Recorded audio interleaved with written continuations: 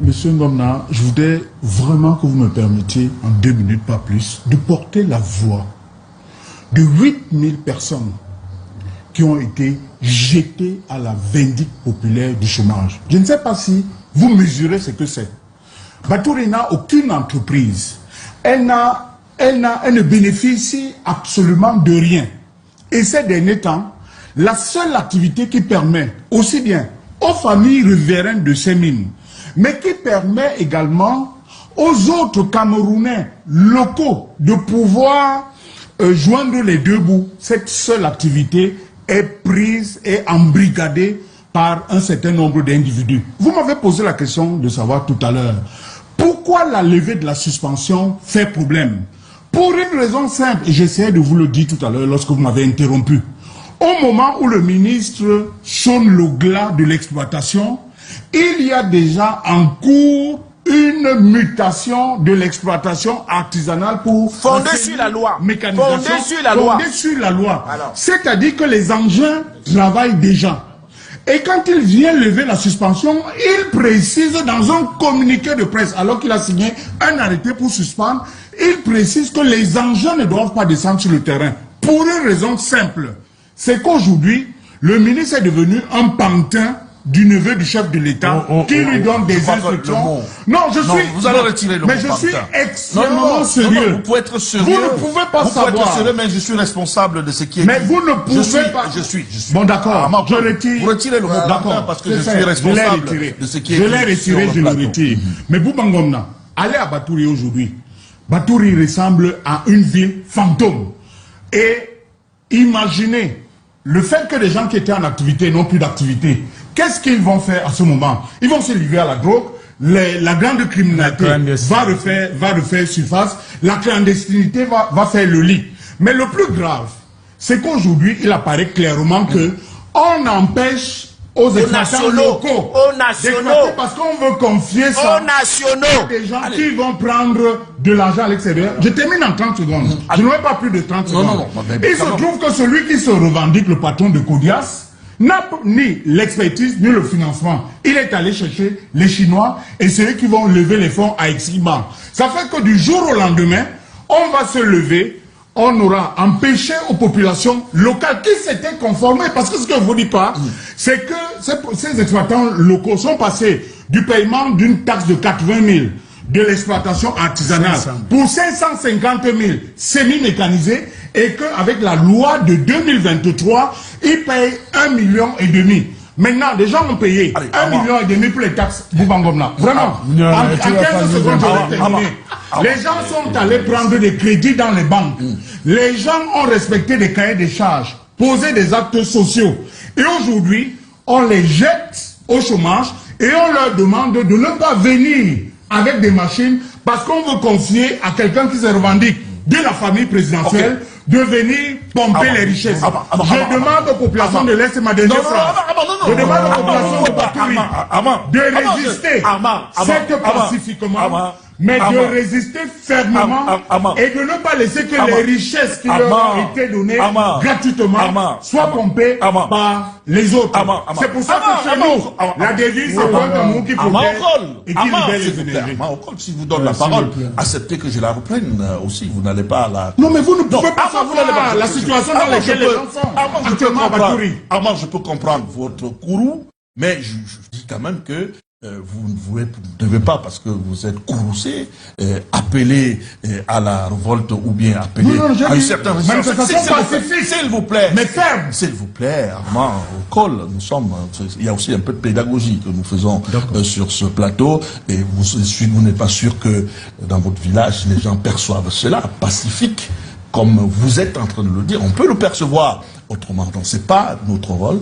Nous ne sommes pas là pour appeler les gens à une quelconque révolte, à une quelconque résistance, fût-elle pacifique. Donc vraiment, c'est pas ça. On peut être en colère, on peut dénoncer avec véhémence, avec beaucoup de vigueur, comme vous le faites, mais essayons quand même d'être un peu pondérés et modérés par rapport à ce que nous disons. Ce sujet, je ne savais pas qu'il suscite beaucoup. Je ne savais pas qu'il suscite beaucoup de remous sur ce plateau, parce que tout le monde veut parler. Il s'agit de la richesse nationale, Bouba Ngomna. Il s'agit de la richesse nationale. Pour ne pas donner l'impression que on n'a pas permis à Serge Antonio Nguéné de dire un mot sur la question. Mais il parle au nom de la diaspora, pas au nom des Camerounais. Vous avez décidé de ne pas prononcer sur ce sujet. En 30 secondes, parce que vous avez dit que vous n'allez... Dans les propos de M. Amar Okol, j'y ai trouvé la réponse contre sa posture qui appelle les populations à résister. Il a évoqué la prise de l'arrêté et la prise d'un communiqué. Je crois que si on analyse ces deux postulats, ça veut tout simplement dire que le communiqué donne une ouverture par le ministre pour les exploitants, peut-être de se retrouver et trouver une solution. Parce que la question qu'il relève, elle est claire, elle n'est pas discutable, la problématique est posée. Mais comment on sort de là? Et je crois que, certainement, au niveau étatique, on veut mieux organiser le secteur, mieux assainir le secteur, et cela ne peut passer que par des concertations. Et je cite donc par là qu'il est préférable et souhaitable que le ministre en charge des mines, qui tient la question, puisse appeler tous les acteurs à une table de concertation et que vivement que nous sortions de cette situation. Voilà, 30 secondes pour je n'en vraiment pas plus, et puis Hervé également. C'est ça, quand Armand a fini de parler, tu me donnes 30 secondes. Bon, ce que je veux dire, c'est que, pour commencer, je vais prendre la chute d'Armand, du propos d'Armand, quant à ce qui concerne la résistance. Il a appelé les populations riveraines de Batouri et des environs à résister. Il n'a pas appelé à la révolte. Résister veut dire qu'ils peuvent gréver. Résister veut dire qu'ils peuvent dénoncer avec véhémence, comme tu l'as indiqué. Et je suis d'accord avec lui. Il faut que les gens cessent de faire souffrir d'autres personnes qui n'ont d'autres possibilités que de vivre avec ce qu'ils ont devant eux. Quant à ce qui concerne le neveu du chef de l'État et tout ça, on a souvent eu à entendre ce type de narration dans d'autres domaines, tels que le bois du Cameroun, pas uniquement au niveau des mines. Et c'est déplorable parce que le bateau dont il parle, c'est un tombeau ouvert. Il faut même voir la façon dont on fait cette exploitation-là. On ne sait pas pourquoi le ministère de l'Environnement ne se saisit pas. Le niveau de pauvreté qui est à Batouri est inacceptable. Maintenant, je voudrais dire une dernière chose à propos des étrangers, des entreprises étrangères et tout ça, et puis des locaux. Faisons très attention. Et ça, je vais le dire sous le couvert de Hervé, qui est un banquier international qui maîtrise très bien ces choses-là. Dans plusieurs domaines, que ce soit au Cameroun ou dans d'autres pays en Afrique francophone et même anglophone, des gens ont appelé à la nationalisation de certaines activités, certains secteurs et tout cela. Mais la raison pour laquelle la plupart des États permettent à ce que les multinationales viennent, c'est la compétitivité tout simplement. La compétitivité, il y a de nombreuses entreprises locales qui n'ont pas ni l'expertise, ni le matériel pour forer. Je vous promets. Bon, maintenant, je vous promets. Ce que l'État doit faire, c'est imposer soit un cahier de charges au niveau du traitement salarial du personnel que ces multinationales emploient. Ok, d'accord. Hervé, vous non, s'il vous plaît. Non, je reviens pas d'abord parce que je trouve pertinent la sortie, même sur le ton un peu musclé, des questions qui touchent à l'équilibre de nos territoires. S'il y a quelque chose, c'est pas parce que Armand est de l'Est qui doit le dire. Je pense que ce serait valable si ça arrivait à Ngambé ou à Ndom. Mais je voudrais faire deux choses rapides. D'abord, demander au président du MP, c'est pas lui qui démissionne le ministre sur le plateau de télévision. Oui, mais s'il te plaît, mon bien-aimé, c'est pas lui qui démissionne le ministre sur le plateau. Mais il met le Premier ministre en difficulté. Oui, mais d'accord, vous avez dit, mais il vous dit que c'est pas votre rôle. C'est aussi de son droit de vous faire constater cela. Vous l'avez dit, c'est votre point, c'est une opinion. Et c'est vrai également que c'est pas vous qui décidez qui est ministre aujourd'hui et qui ne l'est pas. On a des relations qui permettent de dire que bon, oui, vous allez continuer certainement. Il peut faire l'économie de ce genre de sortie, même s'il entre en période de démagogie électorale à cause de son statut de candidat. La deuxième chose, c'est que Hilaire a raison. C'est pas parce qu'on est ministre qu'on doit, dans une situation, ne pas faire appliquer la loi ou interpréter la loi dans les documents d'application. Et le véritable trouble à l'ordre public, c'est ça. C'est lorsque vous laissez une situation, on ne sait plus quels sont les droits, les périmètres des droits des autres. La troisième chose, c'est que, bon, oui, il y a un problème qu'on doit respecter. On doit faire une politique d'accompagnement des populations locales dans la transition, que ce soit dans les mines, l'agriculture. Il faut les aider, les accompagner, parce qu'en fait, la richesse doit servir aussi à développer nos territoires. Allez, mais je termine, sinon je ferai un déni d'amitié. Moi, je suis un ami de Bolivan Mondassam, et je crois qu'il faut qu'on évite dans les débats publics de dire que quelqu'un perdrait ses droits même en tant qu'homme d'affaires, tout simplement parce qu'il a un lien avec le président de la République. Et je crois que là, ça devient une forme de tribalisme ou de ségrégation de l'autre sens, et on peut faire l'économie de cela. Bon, on peut dénoncer un trafic d'influence, il y en a. Mais il faut renoncer à ça. Moi, j'ai eu, et c'est mon problème, je ne veux pas vous en dire plus, parce que j'ai mis du gazon sur un espace de jeu qui, depuis 60 ans, n'est même pas entretenu par ceux qui prétendaient être. On m'a envoyé une lettre que je faisais un trouble à l'ordre public. Donc, pour conclure, il faudra qu'on fasse un débat, et y compris avec vos experts du dimanche. Qu'est-ce que l'ordre public, le trouble à l'ordre public? C'est le non-respect de la loi qui est un trouble à l'ordre public. Allez, on va baisser le mercure. Donc moi, je suis un ami à Bolivan. Il a le droit d'être un homme d'affaires. Il a le droit d'être... Et je crois qu'il... Il a le droit. Non, il n'est pas là. Il ne doit pas avoir le procès du patronyme. S'il vous plaît. Il a bien dit d'exécuter des arrestations arbitraires. Des menaces, tout le monde a battu. Personne n'a pas... C'est inacceptable. Non, moi, je ne ferai pas comme Matomba. Je partirai pas de cette émission. Je vais monter aussi le volume. Mais je dis qu'il faut... Nous sommes tous des citoyens de ce pays. Quels que soient nos liens de famille, vous ne pouvez pas priver à un citoyen camerounais les droits parce qu'il a une proximité. Cher monsieur, priver les droits aux locaux et permettre aux gens de venir ailleurs pour compter. Je vous en prie. Mais on ne va pas construire le pays comme ça aussi. S'il vous plaît. Je vous en prie, Serge. Parce que tu appartiens à un homme, on doit faire le procès. Voilà, c'est d'accord. Serge Anthony. C'est l'absence de décret d'application qui crée ce problème. Et c'est du ressort du ministre du département ministériel. S'il vous plaît, on ne va pas faire. C'est lui. C'est un sujet important. Non, c'est un sujet important. Sur la question, la paternité les territoires de cet homme d'affaires, d'ailleurs, une question pas. On lui fait pas le Ce n'est pas. Non, pas du tout. Il est un Camerounais, il a le droit de faire. Bravo. Il a le droit de faire des affaires. Je vous en prie, il a le droit. Je vous en prie, je vous en prie, s'il vous plaît, s'il vous plaît, je vous en prie, je vous dis et je vous redis encore. Il a le droit. Je vous en prie, Serge Anthony. Je dis qu'il a le droit de faire des affaires. Absolument. Il a le droit de faire. Je vous en prie. Il a le droit. Vous allez me laisser terminer. Vous me laissez terminer ma phrase avant de critiquer quoi que ce soit. Je vous en prie, Serge Anthony. Si on parle tous à la fois, on ne va pas se comprendre. On va pas se comprendre. Je dis bien que, et je le redis, n'en déplaise à qui veut, il a le droit de faire des affaires en tant que Camerounais. Mais maintenant, la question dans le cadre de la loi, la question du trafic d'influence, je vous en prie, c'est un problème. Donc, s'il établit qu'effectivement, il y a trafic d'influence, alors là, il y a problème. Donc vraiment, il faut pas pinailler sur cette question longuement. On dit la même chose, mais en d'autres termes.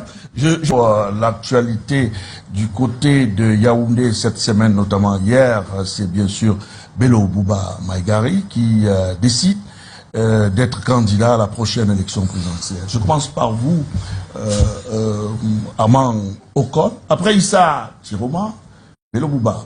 C'est sans surprise? Évidemment, pour ceux qui suivent de près l'actualité politique ces derniers temps, ceux qui se sont laissés prendre par la surprise n'ont pas fait la bonne lecture. C'était évident que cette cohabitation commençait à poser problème.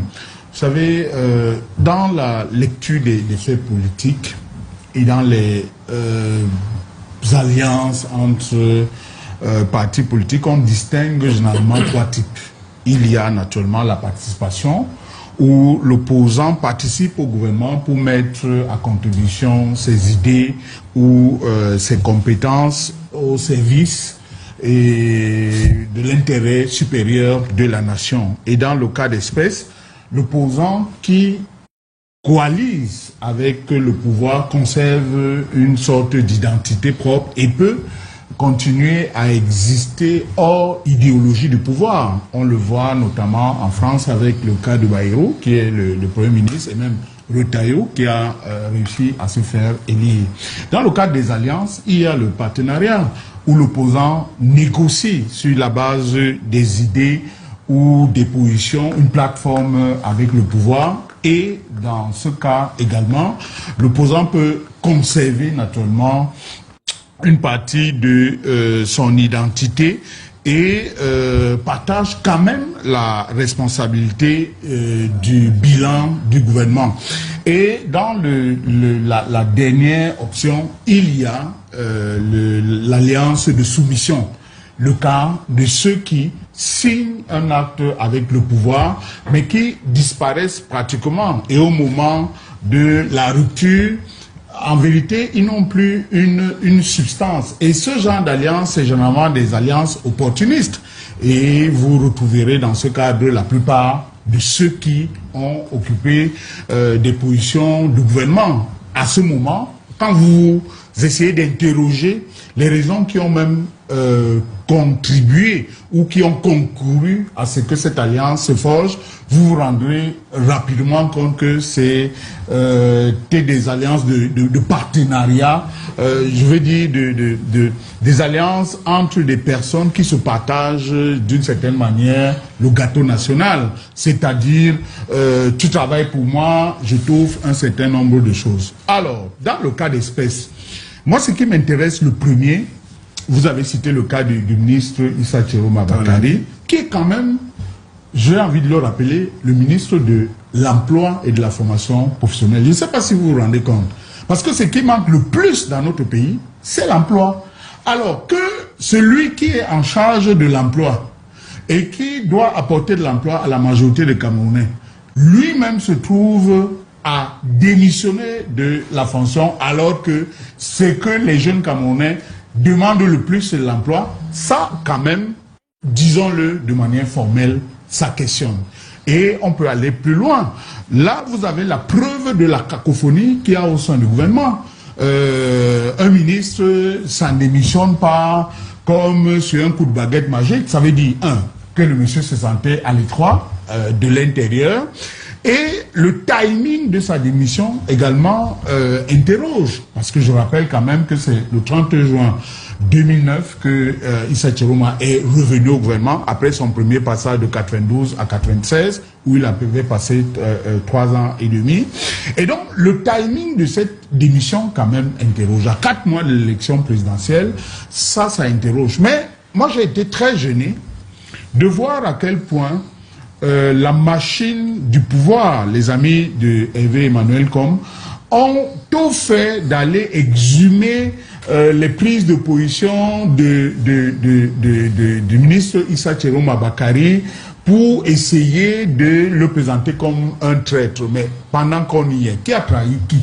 Et dans la typologie des alliances dont je parlais tout à l'heure, il est important de rappeler aux gens que autant l'UNDP, dont le président annonce sa candidature, avait négocié une alliance avec le parti au pouvoir, de la même manière, Issa Chiroma Bakari, le président du FSNC, lui, avait une sorte de gentleman agreement avec la personne de Paul Biya, même pas l'appareil politique qu'est le RDPC. Donc aujourd'hui, la grande question est celle de savoir quelle va être la suite de tous et de quelle crédibilité exactement jouissent-ils.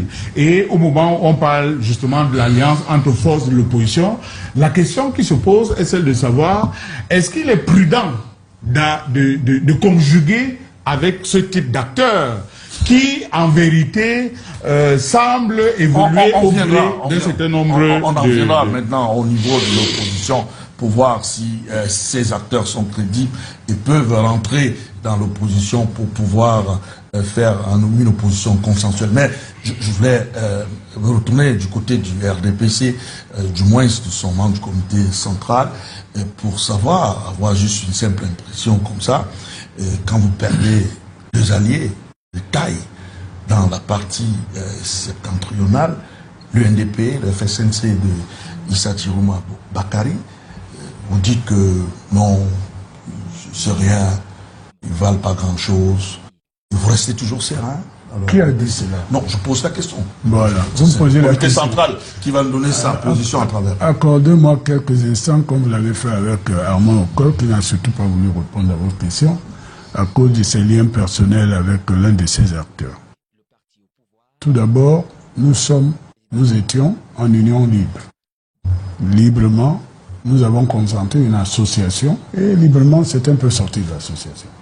Je refuse qu'on nous amène dans, et d'ailleurs je m'adresse plus à mes camarades, dans un mélodrame, comme si c'était la fin du monde, si c'était la 3e guerre mondiale. Nous avons été, même dans cette association, en cogérance, et là, bon, chacun porte la responsabilité de sa conscience, du devoir. Vous ne pouvez pas passer 33 ans dans un gouvernement et dire non, non, c'était la faute des autres, vous n'êtes responsable de rien. Alors, si c'est ça, la conception qu'ils ont de la responsabilité publique, c'est quand même grave. Moi, j'assume le bilan du RDPC, militant à la création, militant, je suis encore, et je réponds des avantages et des échecs que nous avons eus. Donc, le problème que vous dites par rapport à certains camarades qui ont pris la parole, je trouve que certains sont allés trop loin, parce que parler de la vie privée de quelqu'un qui parle, c'est pas comme ça. On se sépare par consentement mutuel, et puis on doit avoir la correction de nous respecter. Il y a une intimité qu'on a partagée. Il est vrai que Issa Chirouma, qui est un aîné que je respecte beaucoup, ses propos de sortie ont été pour moi quelque chose, disons, de méprisable. Vous ne pouvez pas être quelque part et dire non, non, non, j'ai rien fait.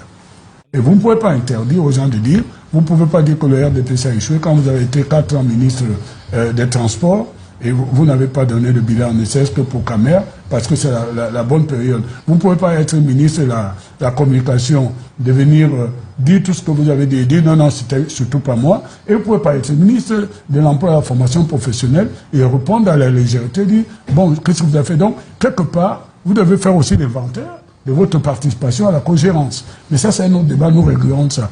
Maintenant, la question à laquelle Armand n'a pas voulu répondre, et c'est son droit, c'est est-ce que le RDPC, comment il fait dans cette situation? Parce que là, il va falloir une mise à jour de notre collaboration, de la compétition. Nous sommes à l'aise parce qu'en fait, que ce soit le FSNC ou l'UNDP, ce sont 2 faces de la même médaille. Vous voyez de quoi je parle? C'est maintenant qu'on a parlé quand même. Vous le laissez terminer, s'il vous plaît. Tout à l'heure, vous avez parlé, il ne vous a pas interrompu. Mais il a fait. Non, non, il n'a pas fait. Allez, bon, alors, poursuivez. Que ce soit le FSNC ou l'UNDP, nous avons été partenaires, mais ils n'ont jamais été des organes de base du RDPC. Dans cette zone dont vous semblez leur rendre propriétaire de voix, et là on verra les nuances, parce qu'il se trouve que je connais bien cette région, je crois qu'on va très vite, dans tous les sens. Hein? On a été partenaires, maintenant qu'il faut qu'on soit compétiteurs, voire peut-être adversaires, parce que tel qu'on nous annonce, c'est vous qui nous donnez les nouvelles qui vont arriver. Bon, on s'est ajusté, on était prêts, on va assumer. Je peux vous dire que c'est pas facile de nous battre. Et autre chose, on arrivera peut-être à ce point. Ce qui nous gêne aussi, quand on a la responsabilité publique, c'est la dégradation de la compréhension du climat politique. Quelqu'un annonce des propos comme un l'a tenu à Garoua, il met 1 semaine, 2 semaines pour assumer les conséquences, c'est-à-dire partir. Et on tient donc l'appareil de l'État en otage, et c'est là que Armand peut avoir raison. Parce que c'est dans cette période qu'on ne sait plus qui est qui, on est dans la cacophonie. Je vous donne un exemple, moi, je vous donne à titre personnel l'exemple. Je pense qu'au lendemain des propos qui ont été tenus, le Premier ministre n'avait pas à se rendre à Garoua avec quelqu'un qui jouait à contre-jeu avec le gouvernement, l'actuel gouvernement, à l'inauguration de la cimenterie à Figuine. C'est mon avis. Parce que non seulement ça crée de l'enfumage politique, on ne sait plus qui est où, mais ça tue aussi l'autorité de l'État parce que l'État est respecté, parce qu'il a une voix, et cette voix est verticale. Et je pense donc que si nous rentrons dans la clarification, tout à l'heure on va en parler, nous en RDPC, on est prêt à la compétition, c'est le pluralisme, ça a aussi ses conséquences. Mais je crois qu'il faut qu'on fasse attention et que ce ne soit pas au bon vouloir des gens qui pendant ce temps créent la confusion. Moi je refuse les attaques sur les personnes, parce qu'à titre personnel, j'aurais plein de choses à dire. Vous savez, ce qui se passe là aujourd'hui, c'est comme une forme de karma. C'est le congrès de la création de l'UNDP à Garoua qui est en train de donner aujourd'hui, n'est-ce pas, les conséquences qu'on a voulu cacher derrière le voilage. Vous comprenez? Et j'ai dit, et ils comprennent, parce qu'ils savent de quoi je parle. Donc je crois que le RDPC, pas je crois, le RDPC c'est un parti structuré qui est implanté nationalement, et dans cette situation, nous allons y aller. Nous allons gagner là où les Camerounais me font confiance, et nous allons avoir les résultats. Et je termine aussi en disant une chose, nul n'est propriétaire, parce que je trouve que c'est une forme de communautarisme. À ce propos, alors on donne raison au PCRN. Ce serait le fédéralisme communautaire de dire que parce que quelqu'un est originaire à tel endroit, c'est lui qui a le voix de cet endroit. Ou parce que Guibaï et Abdourahmane écrivent, ils vont faire que tout le monde doit voter de la même manière. C'est faux. C'est faux, parce que chez les Bassa, moi je vote pas Kabalibi. Et je termine, je termine, tu le sais. Je termine et je termine. Il y a comme une espèce de manque d'humilité de dire que c'est pas Abou Bangom qu'on va le dire, mais on le dit pour les téléspectateurs. Vous croyez qu'un Toupouri, un Massa, un Munda, et un Peul et tout ça, boum, vous les tirez comme ça, ils vont dans un seul sens? Non, c'est plus compliqué que ça. Donc nous sommes devant une nouvelle situation, c'est une situation de compétition, faisons-le dans la loyauté, et moi je m'interdis de rentrer dans l'émotion qui consiste à insulter nos anciens partenaires. Nous allons nous battre sur le terrain politique et nous les battrons. Alors Pierre-Emmanuel